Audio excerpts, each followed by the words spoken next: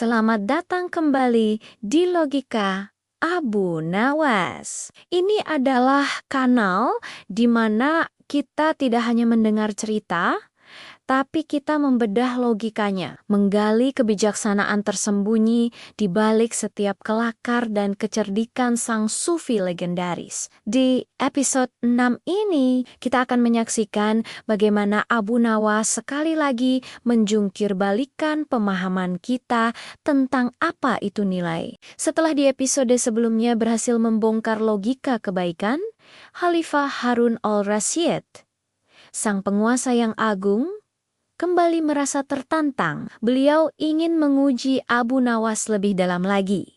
Kali ini dengan sebuah tantangan yang menusuk langsung ke jantung persepsi tentang kemewahan. Bayangkan suasana di istana Baghdad yang megah. Khalifah duduk di singgasananya, tatapannya penuh wibawa, namun terselip sedikit kesombongan. Beliau memanggil Abu Nawas. Dengan suara yang menggema di seluruh ruangan, Khalifah berkata, "Abu Nawas, kau telah menunjukkan banyak kecerdikan yang membuatku terkesan. Tapi hari ini, aku ingin kau menunjukkan sesuatu yang berbeda. Aku ingin kau menunjukkan kemewahan yang sesungguhnya. Bawakan ke istana ini pakaian termahal di seluruh dunia." Khalifah menatap tajam. "Jika kau berhasil, aku akan memberimu setengah dari seluruh kekayaanku. Tapi, jika kau gagal, aku akan menyita semua pakaian yang kau miliki sampai tak ada sehelai benang pun tersisa di tubuhmu." Wow, coba kita berhenti sejenak dan pikirkan pakaian termahal di seluruh dunia.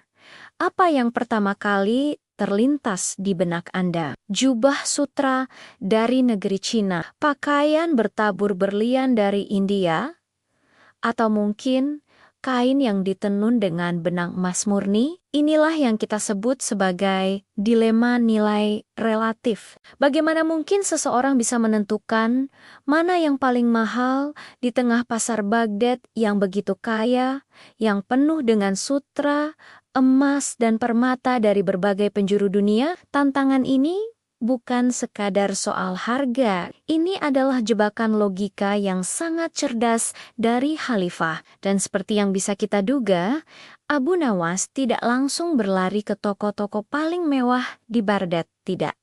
Ia tahu bahwa jawaban yang dicari Khalifah tidak akan ditemukan di etalase toko. Ia mulai mencari sesuatu yang jauh lebih dalam, logika nilai sejati yang tersembunyi di balik gemerlap materi. Berita tentang tantangan Khalifah ini menyebar secepat kilat. Seluruh pasar Baghdad menjadi geger. Para pedagang sutra, penjual permata, dan perajin emas saling bersaing. Mereka berteriak, mengklaim bahwa pakaian merekalah yang paling mahal. "Punyaku ditenun dari sutra terbaik," kata yang satu. "Lihat, jubahku dihiasi 1000 permata," sahut yang lain. Mereka semua terjebak dalam pemikiran yang sama. Harga jual, bahan paling langka, dan hiasan paling berkilauan. Mereka berpikir secara harfiah. Bahkan di dalam istana, sang putri Khalifah yang cerdas pun ikut berpikir. Dalam hatinya ia bergumam sinis, "Abu Nawas ini pasti akan datang membawa jubah bertabur berlian atau semacamnya.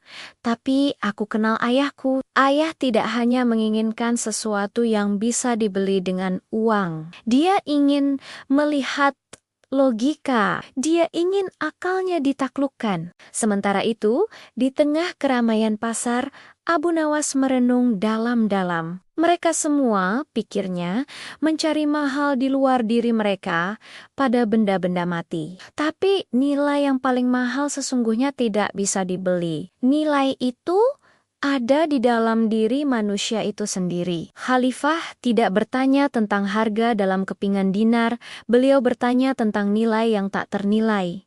Maka, setelah menemukan jawabannya, Abu Nawas pun kembali ke istana. Seluruh anggota dewan, para penjaga, dan Khalifah sendiri menanti dengan napas tertahan. Mereka membayangkan Abu Nawas akan masuk dengan pakaian yang menyilaukan mata. Namun, yang terjadi justru sebaliknya. Abu Nawas masuk ke ruang singgasana dengan penampilan yang membuat semua orang terperangah. Alih-alih pakaian mewah, ia mengenakan pakaian yang kompeng-kemping, sobek di sana-sini, dan sangat lusuh. Ia datang dengan penampilan paling tidak pantas yang pernah ada di hadapan seorang raja. Khalifah terlonjak dari singgasananya. Wajahnya memerah karena kaget, yang kemudian berubah menjadi amarah. Apa-apaan ini? Nawas, apakah kau datang untuk menghinaku? Di mana pakaian termahal di dunia yang aku perintahkan? Yang kulihat hanyalah kain lap tua yang menjijik. Dengan ketenangan yang luar biasa, Abu Nawas berlutut di hadapan Khalifah. Ampun, Paduka yang mulia, ucapnya lembut. Inilah, tepat di hadapan Paduka, pakaian termahal di seluruh dunia. Abu Nawas menunjuk pakaian kompeng-kemping yang melekat di badannya. Khalifah semakin murka. Beliau mendekat, meneliti pakaian Abu Nawas dengan tatapan jijik. Omong kosong, pakaian ini bahkan tak pantas dipakai oleh seorang pengemis. Apa alasanmu menyebutnya yang termahal? Disinilah Abu Nawas mulai memaparkan logikanya yang brilian. Paduka, katanya, semua pakaian mewah yang ada di pasar Baghdad bisa dibeli dengan uang. Jubah sutra, jubah permata, semua ada harganya. Pakaian yang hamba kenakan ini memang adalah pakaian termiskin yang seringkali dicaci maki orang. Ia berhenti sejenak, lalu melanjutkan, namun saat hamba berjalan di pasar tadi pagi mengenakan pakaian ini, seorang ibu miskin yang kelaparan dan kedinginan mendekati hamba. Dengan suara bergetar ia berkata, "Kasihanilah hamba, Tuan. Beri hamba sepotong kain untuk menutupi tubuh. Hamba sangat kedinginan." Maka hamba pun merobek sebagian dari pakaian ini dan memberikannya kepada ibu tersebut. Abu Nawas mengangkat wajahnya, menatap langsung ke mata Khalifah. Sepotong kain dari pakaian ini telah memberikan kehangatan dan menjaga martabat seorang ibu yang nyaris putus asa. Dengan sisa pakaian yang masih hamba kenakan ini, hamba masih bisa menghadap Paduka tanpa merasa malu atas tindakan hamba. Paduka bisa membeli ribuan jubah bertabur permata dengan kekayaan Paduka. Tapi, bisakah Paduka membeli nilai kemanusiaan? Bisakah Paduka membeli kehangatan bagi mereka yang kedinginan? Atau mengembalikan martabat bagi mereka yang terhina dengan kepingan emas? Inilah logika hamba, Paduka. Pakaian yang mampu memberikan nilai kemanusiaan yang tak terhingga adalah pakaian termahal dari segalanya.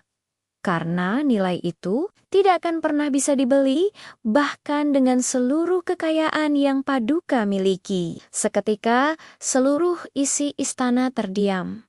Khalifah membeku di tempatnya. Logika Abu Nawas seperti petir di siang bolong. Ia telah membalikkan definisi mahal 180 derajat dari sekadar harga materi menjadi nilai dampak kemanusiaan. Dengan logika relatif, Abu Nawas menunjukkan bahwa sesuatu yang paling murah secara fisik bisa menjadi yang paling mahal secara moral dan spiritual. Ini adalah sebuah tamparan keras, bukan hanya untuk Khalifah, tapi untuk seluruh masyarakat Baghdad dan mungkin kita semua yang seringkali mengukur segalanya dari kemewahan, status, dan penampilan luar. Di hari itu, Abu Nawas dengan pakaian compang-campingnya berdiri sebagai raja moral, sementara Khalifah dengan segala jubah mewahnya terpaksa mengakui kekalahan nilai-nilainya di hadapan kebijaksanaan yang agung. Hikmah terbesar dari kisah ini adalah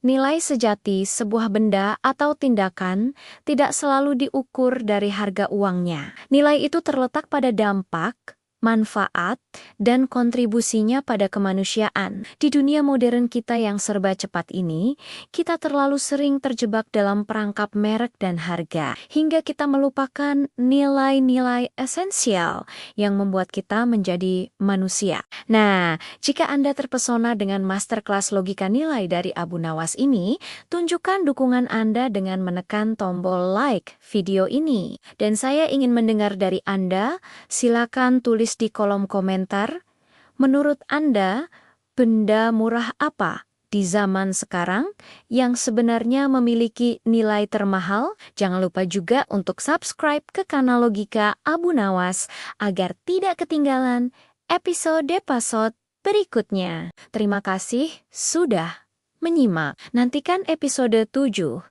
Di mana Abu Nawas akan dihadapkan pada ujian api di tangan, sebuah pembuktian tentang logika keimanan yang sejati. Sampai jumpa di episode selanjutnya.